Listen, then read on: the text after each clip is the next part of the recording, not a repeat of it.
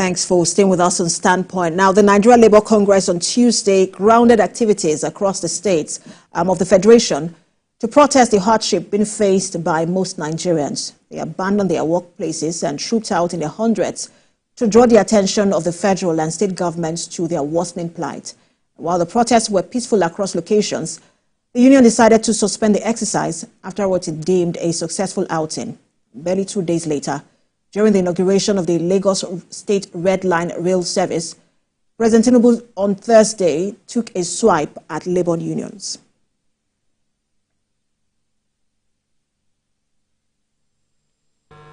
Allow me to throw a jab here.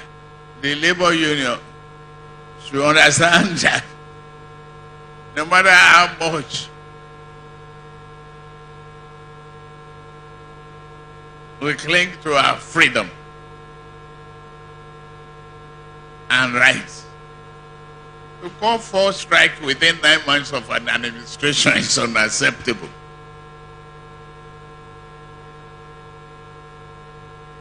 If you want to participate in the electoral process, wait on the 2027.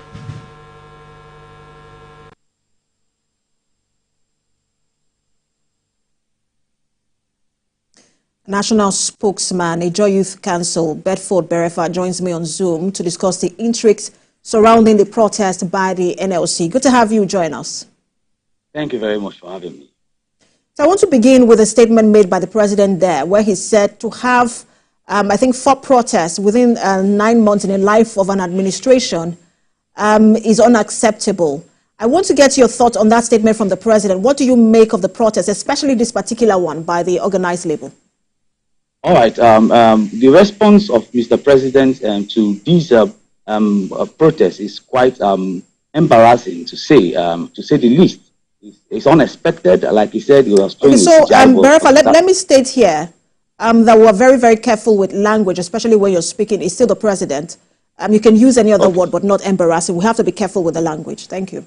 Thank you. It was quite shocking, actually, to hear Mr. President, make such analogy, make such statements as regards to the protest that was made by the organized labor. We expected a proactive, understanding the plight of the people, in addressing the challenges that we are faced with in this country. Of course, that Mr. President, our current president, is also a beneficiary of these democratic processes in terms of industrial actions, and he is a beneficiary of some of these, activities in years past. So for him to throw that kind of jibe on national issue, it makes it very trivial. It was unexpected, and we expected the president, to understand and speak truth to the, to the current challenges of our people. For 9 months. If I may quickly come in here, I just wanted to look at that statement from the president. He said it's not just, he wasn't speaking to this particular protest, but he was saying that, look, 4 protests within 9 months of an administration that is just coming in and still trying to get his foot on the ground, that's perhaps too much and might look like it has political considerations and coloration to it. You don't think that statement is valid to say 4 protests in 9 months? All right, but if in 9 months, the economy has moved from bad to worse. And so, of course, for me, it's not even enough. It has ended in protest. The NLC should have even taken it further by its industrial strike action to express their grievances, because there is so much poverty in the land. Of course, he expected some level of engagement has been done in the background. Last September, there were some issues that were discussed, and they came to an agreement. But those agreements are not implemented. So that is the reason why the people, the organized labor, has gone back to protest. Well, of course, so to say that in 9 months, the economy that has moved from worse to bad, from bad to worse rather, that an economy that Gari was about 1,000 naira, now Gari is over 2,500 naira in less than 9 months. It is quite sad. And so this industrial action, it is the least.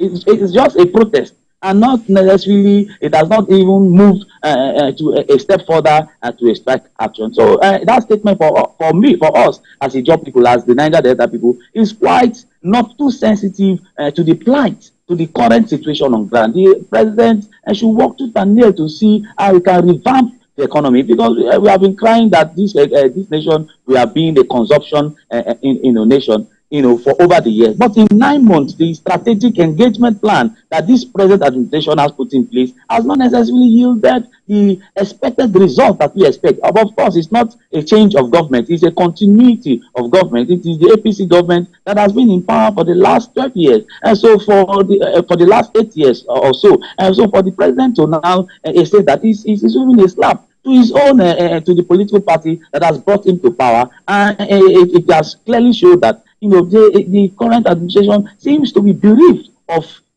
strategic plan to move the country out of this level of devastation, economic devastation and hardship. People are dying every day. People are suffocating. People are suffocated. So the president should not necessarily attack the number of protests. He should be proactive, and to put measures, strategic measures in place, for the country to come out of this economic situation. If we critically look at it very, very well, for the last 9 months, it's only the CBN, that has been carrying out some monetary policies and all that. But you know that in the economy, it's not driven by the CBN cannot be driven by a financial institution. What are those other agencies that are to, that to micromanage the economy, that to micromanage, transportation, that to micromanage, food supply and all of that? Those engagements are not forthcoming for the last 9 months. There's no strategic engagement plan to bring the nation out of Bedford, I don't know if you listened to the TUC president, Festus Osifa, where he was speaking about why TUC did not join this particular protest. He said they had given a 14-day ultimatum. They were waiting for that 14-day to lapse before, but it has not even, that 14-day ultimatum has not even lapsed before Labour itself, NLC, decided to issue the statement on going on having a protest. When you look at such a move, 14 days had not lapsed, and then the protest was already called for. What does that say to you, and what do you make of that? Of course, before a protest, the NLC will now conclude, to go in for a protest. Of course, they have made their strategic analysis. They must have made their own, form of analysis, to now say, okay, this hardship is becoming unbearable. Of course, this is a warning protest. Is to express our grievances, and it was a 2 days warning protest. So of course, there are several ultimatums that have been given that have not seen the light of day. Since the inception of this government, there are ultimatum upon ultimatum that have been given, but the ultimatum, has not necessarily, yielded any positive result. So, but the NLC also has, has their own issues. The Nigerian populace, are gradually even losing interest in the Joe led NLC, because they have not lived up to expectation. For you to now, it's as if we are playing an hanky-panky game, like the president rightly said. They are political, detectors that could have infiltrated and see that some of these protests does not see the light of day. Of course, the TUC, what he said. For us as Ijaw people, as Niger Delta people, it has not necessarily, the ultimatums have not yielded any positive results. So far, so good. But it will come to a point where, indeed, the level of poverty, the level of weaponized poverty across the country, not just in the Niger Delta, across the nation, it will surpass what NSAS was all about. So the president must be very strategic and must play that fatherly role, to have that engagement. The TUC should not rather say that we have given 14 days ultimatum, the 14 days ultimatum, not because there is no strategic, there is no move at all. If you see a government that want to have a plan for the people, you see that strategic move, you see that body language, that will say, okay, this government, they are being proactive to see that this challenges, this problem that the people are crying about, it will be a thing of the past. But there's no such move. So the NLC, and the TUC should stop playing politics, and stop making the public, the Nigerian people, lose interest in their sorry to say, quote and unquote, a caricature, arrangement that has been ongoing for the last 9 months. It is quite an abysmal. Thank you so much for your time. We'll see how the federal government and the organized labor will continue to engage.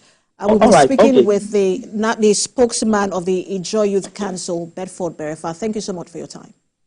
Thank you very much. I'm grateful. I thought I would have a last note to express. I also want to, use this medium as a point of call to reach out into PMS vendors, that they should understand that this poverty is not just leaving everything to government. We have corporate social responsibility that every individual, every key player of the economy must play a role in ensuring that our economy survives. Like the AARANO, that has made, they should take empathy should be the order of the day for those PMS vendor and other economic players across the nation should come on board again, to ensure.